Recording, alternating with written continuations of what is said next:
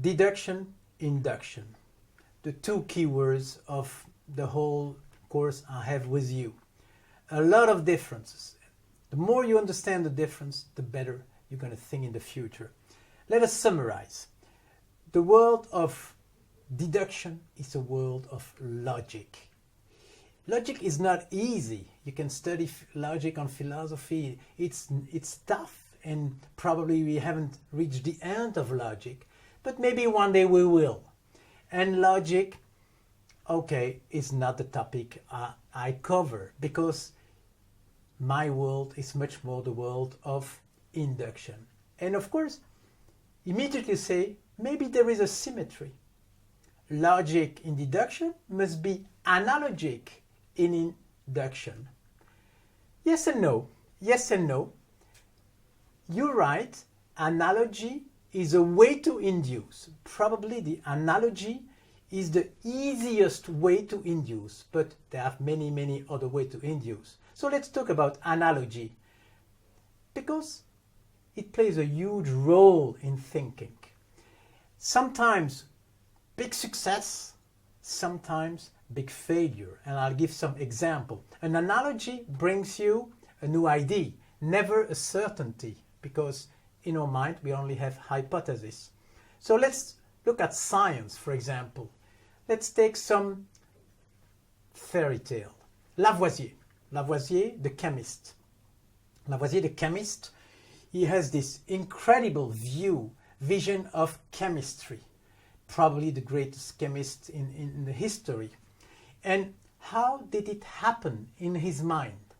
Through an analogy. When I read his life, I learned he had another job. He was a chemist, everybody knows, but he was also accountant. And he worked for King Louis XVI.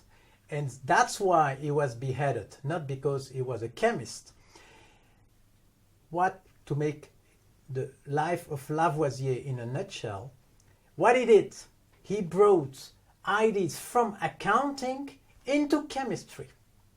You know, for an accounting, €1 is €1, and you have a balance sheet. This side is equal to the other side. Lavoisier did the same in chemistry. This is a beautiful example of the power of an analogy. Another example may be Galileo, a bit before. One little piece of his life.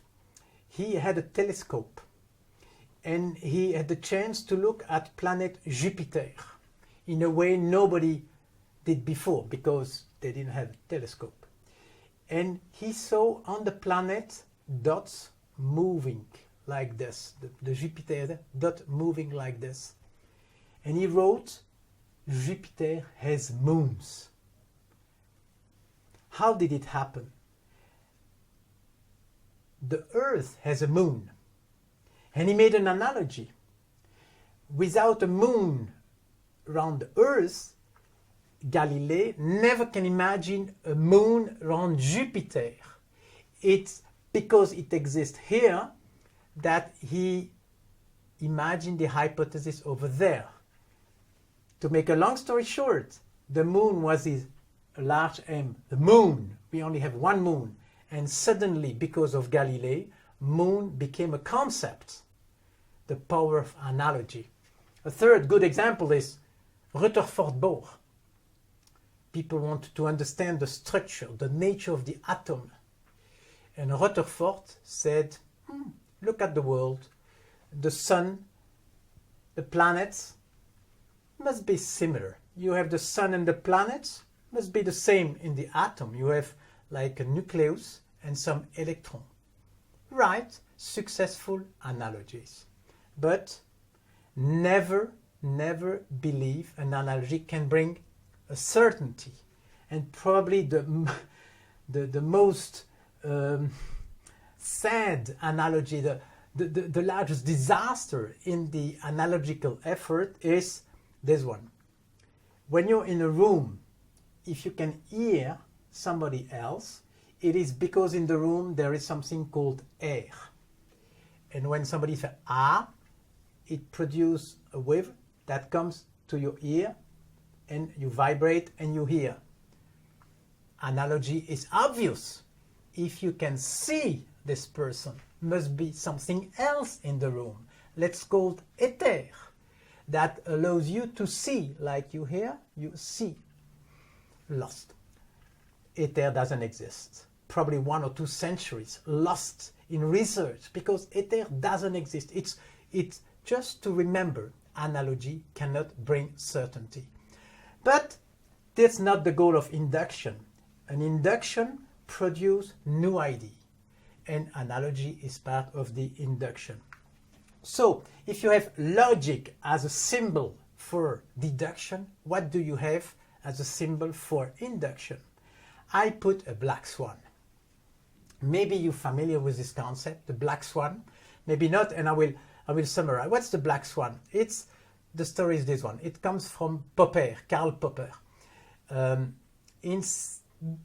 For centuries, people were convinced swans are white.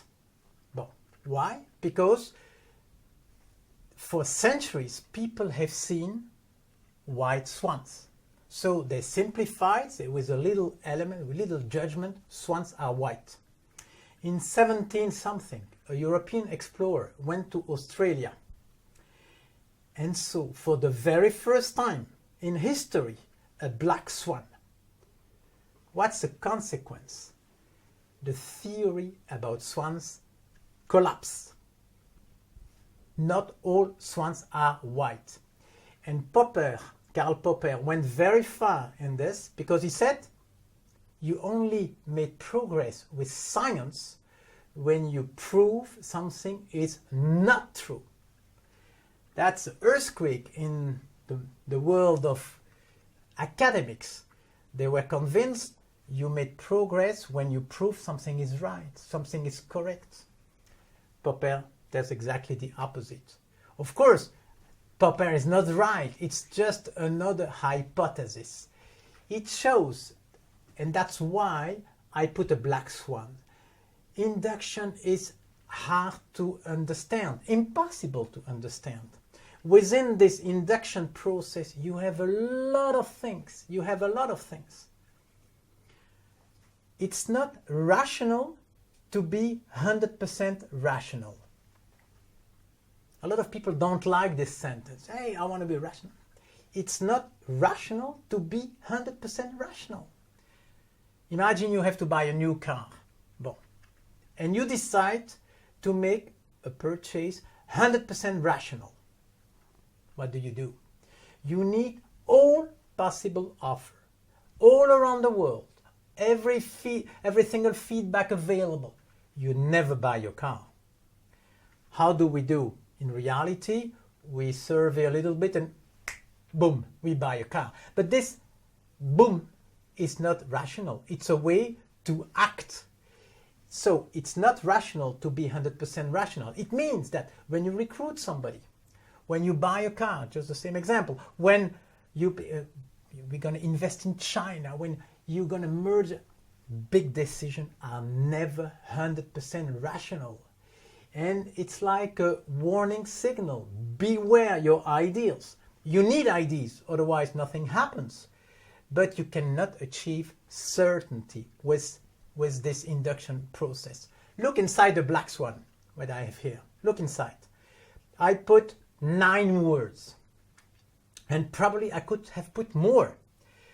Because it's a strange world where you cannot organize. Analogy, well, I gave some examples, but for example, memory. What is remember? A souvenir is a construction. If I ask you, tell me, I don't know, the day of when you get 18 years old. You can build a souvenir. Oh yes, I was in Spain, 2 friends were, and you can build something, but you want to simplify. A souvenir is not a picture you take and you put here. It's something you build, you induce. And all those concepts within the black swan are important. Language. Oh la la, long story. Long story. You can have a whole course just on language. How language structures the mind. And Of course, the language you talk, the language you use is part of the way you structure the world. If the word doesn't exist, you cannot see the world exactly as if the word exists. I cannot go into details. Imagination, perception, creativity, they're all somewhere in intuition, they're all somewhere in this black swan world. And I have probably like 30-40 minutes only on imagination and creativity during lecture number 5. But it's enough for now. With this, I need to give more details on this particular visual. It's enough for now.